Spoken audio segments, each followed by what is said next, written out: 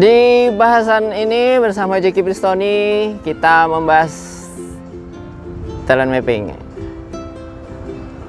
Sahabat talent mapping yang berbahagia, kalau berbicara bakat, ada area bakat yang namanya thinking talents. Di kelompok thinking talents itu futuristik, kemudian strategi, kemudian analytical, ya, kemudian ideation, ada juga learner, kemudian ada input, ada intellection, dan ada konteks. Saya akan sampaikan di bakat apa tuh? Futuristik. Karakter bakat ini, ya, satu, dia akan berpandangan ke depan. Ada sebuah kondisi, misalnya kenyataan pada saat ini, dia itu udah dapet clue untuk kedepannya bakal bagaimana gitu. Dia punya rancangan dan masa depan ukurannya gitu. Oh, ke depan akan lebih baik seperti ini. Bahkan tahapan-tahapannya dia bisa mengeceknya, ya. Atau dia bisa memperkirakan masa depan itu bakal begini. Kalau HP itu ke depan itu dia udah tahu bakal HP itu bakal punya fitur yang lebih canggih lagi mungkin. Kemudian kalau ada lagi bakat yang selanjutnya adalah strategik.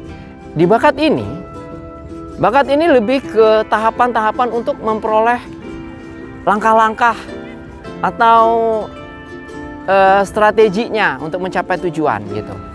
Di strategik, orang yang punya bakat ini dia bisa langsung dapat gambaran gimana sih cari jalan mendapatkan sesuatu itu. Dia punya banyak pertimbangan mencapainya. Jalan tahap langkah ini misalnya, tahapan yang harus dilakukan tahapan 1, 2, 3 terus gitu sampai dapat tujuan tadi. Itu di bakat strategik, ya. Ada lagi di bakat ideation. Kalau yang bakat ideation itu fokusnya ke ide. Misalnya dalam kondisi sekarang, atau ada masalah, atau adalah kondisi yang dia lihat, atau ada diskusi. Orang-orang dapat ide itu dari dia gitu. Dia bisa langsung munculin ide-ide kreatifnya. Kemudian dia komunikasiin, ya, atau dia sampaikan. Dan itu nyambung gitu kan. Kemudian ada lagi selanjutnya adalah bakat analytical. Nah, kalau yang ini tipe memikirkan gitu ya. Bakat analytical itu ya menganalisa sesuatu, sebab akibat gitu ya. Dia langsung ke situ bahasanya. Jadi kalau menurut data, fakta, hubungannya gimana gitu. Itu di analytical. Kemudian ada bakat apa namanya? Learner. Learner itu kalau mau dibilang orang yang suka mempelajari sesuatu. Dia pengen bisa dengan sesuatu yang dia ingin tahu. Misalnya ada teknik begini, terus dia suka banget cara itu, kemudian dia mempelajarinya. Bahkan dia ingin menguasai ilmu itu, gitu. Itu apa yang muncul dari pribadinya. Orang-orang yang memiliki bakat learner. Kemudian ada juga kalau bakat input nih. Di bakat input lebih beda lagi. Semua yang menurut dia penting, dia kumpulin. Dia itu seperti bank, mengumpulkan semua sumber daya yang ada. Entah barang, data, gambar, atau apa yang dia hobiin misalnya, dia tanaman, dia akan mengumpulkan semua jenis. Sampai di rumah itu pasti koleksinya banyak. Ciri-ciri orang yang punya bakat input itu banyak koleksi. Apa namanya? Dia berpikir, dia ambil itu barang, dia mikir ini pasti ada gunanya nanti. Dikumpulin sama dia, gitu. Dan orang bakat input rata-rata kaya, kaya koleksinya banyak. Oke. Ada juga bakat apa setelah input itu intellection. Ini orang yang mikirnya dalam banget. Sampai ke ujungnya apa gitu. Dia akan merenung, dia suka bertafakur kalau itu ya, istilahnya juga ada. Dia suka menyelami masalah dengan keheningan, tenang. Kemudian dia mendapatkan insight-nya, oh jawabannya gini misalnya. Dia tuh ada momen-momen personal dia tuh menyendiri aja dulu gitu. Kalau ada masalah dia akan mencari ketenangan, meresapi gitu terus gitu.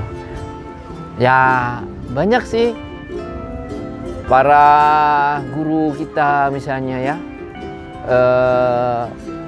Kalau yang umum itu sastrawan gitu kan.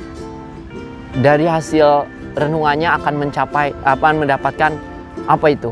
Kalau dia tulisan bermakna banget, dalam banget tulisan-tulisan. Kalau dia ceramah itu kerasa gitu. Hasil dari perenungannya. Oke, ada juga bakat apa lagi selain yang terakhir ya, konteks. Ini kalau bakat konteks, orang yang sangat-sangat respect sama masa lalu atau sejarah.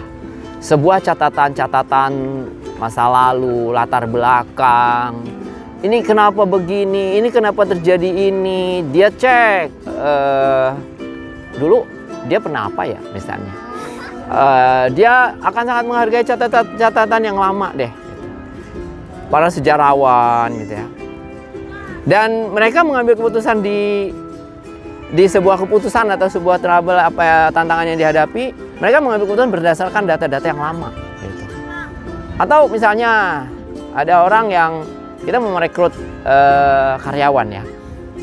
Dengan bakat konteks, si pemilik bakat konteks ini akan mengambil dulunya ngapa, dia pernah apa, dia punya catatan apa, dia punya kegiatan yang pernah dan dicek di belakang gitu, yang sudah lewat gitu. Dan orang-orang begini biasanya tajam nih karena dia berdasarkan sesuatu yang sudah dilalui. Gambaran bakat thinking talents ya. Mungkin sesederhana itu yang bisa saya sampaikan. Mungkin nanti ada tambahan-tambahan. Monggo, silakan. Semoga bermanfaat di pembahasan thinking talent. Mungkin teman-teman ada kombinasi nih. Ada yang punya ideasinya kuat, learnernya oke, kemudian futuristik pula, kan? Kemudian ada ditambah, jadi dominan bakatnya banyak di thinking talent ini. Orangnya banyak idenya masa depan, kemudian juga pembelajar, kemudian dia juga input misalnya. Ada juga yang memang begitu dan semua unik.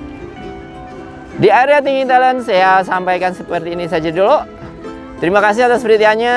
Salam 4E. Semoga selalu bahagia. Assalamualaikum warahmatullahi wabarakatuh.